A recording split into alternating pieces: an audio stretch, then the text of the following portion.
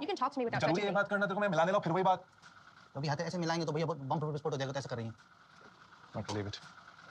What's going on, people? We are back again with some more Moving Mad. And in this video, we're going to be talking about TJ and Kimberly. Now, as you saw right there, TJ is trying to make amends before the big day and trying to see if his brother and Kimberly can have some form of truce, or at least just be, you know, amicable to a certain degree. But as you saw right there, Kimberly's like, listen, we don't need to touch hands.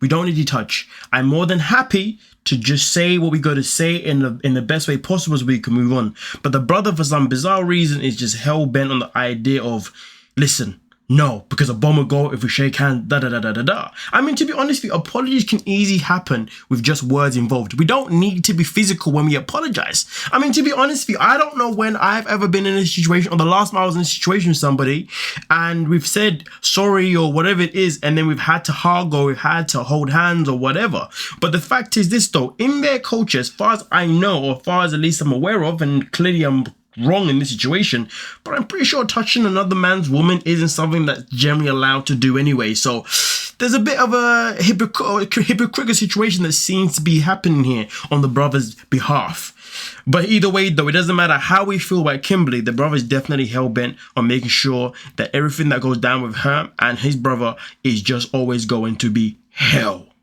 I would have shaken hands with Yash. It would have deemed his actions and the way he spoke to me as okay. And that's not okay. He at least owes me an apology. He obviously doesn't want me here, so he can Ooh-wee.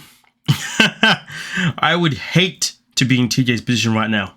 Because at the end of the day, you're in a position where you don't want your brother to be bad-mouthing your girl.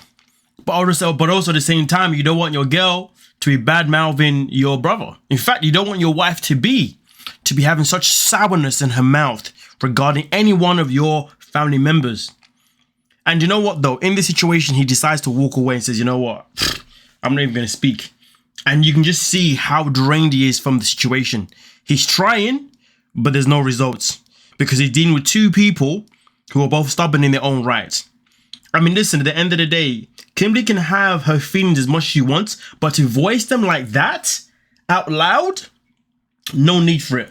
No need for it. Keep that to yourself or go voice it to your family. I don't know. But in this situation, it is pretty much ultimately disrespectful. But that's the problem, though. Disrespect is happening on both sides. Brother says if I shake a hand or if we apologize, then it's going to be like a bomb's gone off. Just like the mother said, if she says this and that, well, then we'll all be arrested. You know? But then at the same time, you've also got her now saying X, Y, Z about the brother. Honestly, where is the healthy part in this relationship? Somebody tell me. Yeah, I'm still waiting. But we continue. I'm done. I'm over it. I don't want to get married to that family. But I want to marry TJ, and he's the only reason why I'm still here. Well, you're going to have to make some form of a sacrifice, because at the end of the day, if you want to marry him, you're going to have to marry his family too. You already know that if you marry him, you're going to live with him and his family. And that's never going to change. And that is the reality. I mean, listen, unless TJ says, hey, you know what? I'm actually going to give up my whole family for you, which ain't never going to happen.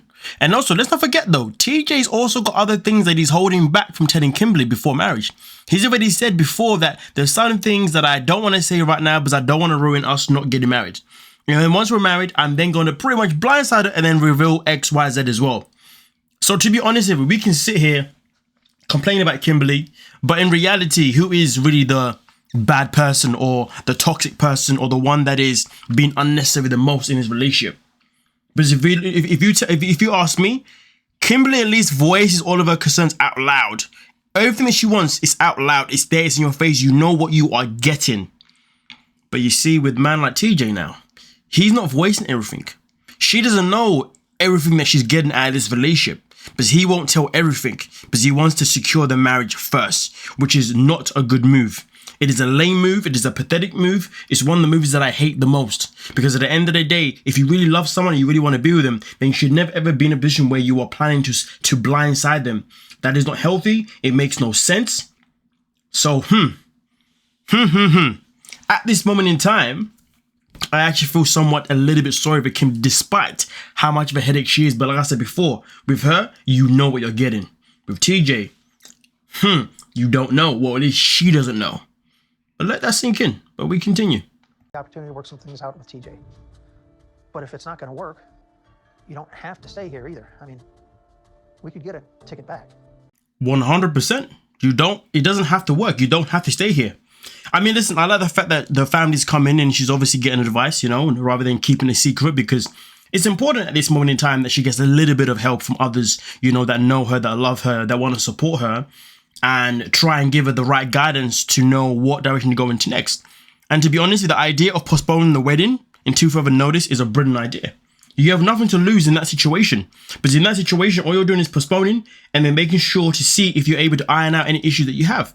Because one of the worst things to do is to be like, you know what, well, we're here now, so we might as well get married. There is no such thing as, oh, we're here now, so we might as well do it. That doesn't exist. That is unhealthy. That is unnecessary. Okay? Because at the end of the day, you're then making a decision based on the fact that things are emotion and not actually making a decision based on your actual emotion. Oh boy, that was nice, man. Making a decision based on things that's emotion rather than the things that involve your emotions. God damn, that's a bar. So, you know, when you're looking at it, Kimberly needs to think long and hard about what she wants to do. And for me personally, I really appreciate the fact that the daddy-o was like, listen, why don't you postpone it? Because a lot of the times people would be like, you might as well just end it right now, da-da-da-da-da. But he's like, no, do you know what? Just slow down, take your time, think about it first. And in the meantime, we can happily all go back home for the meantime. You know, and he's basically saying that I don't mind having to make this commute again. I don't mind having to travel all the way back to India again for your wedding in the future if you decide to do it at a later stage. You know, we good. I'm here to support you no matter what. You're my little girl and I love you, and that's that. And you know what, right there, for those people that know what I'm talking about when I say what I say next, yo, Cody Brown, this is an example of how to be a freaking father, you scumbag. If you know, you know. If you don't know, then it is what it is. You know what I'm saying? But either way, though, you guys let me know what you're thinking, though. Let me know what you're thinking. Because right now, their relationship is an abomination. And them getting married, it's the worst idea possible. But anyway, let me know what you're thinking. Don't forget to like, subscribe, and of course, peace.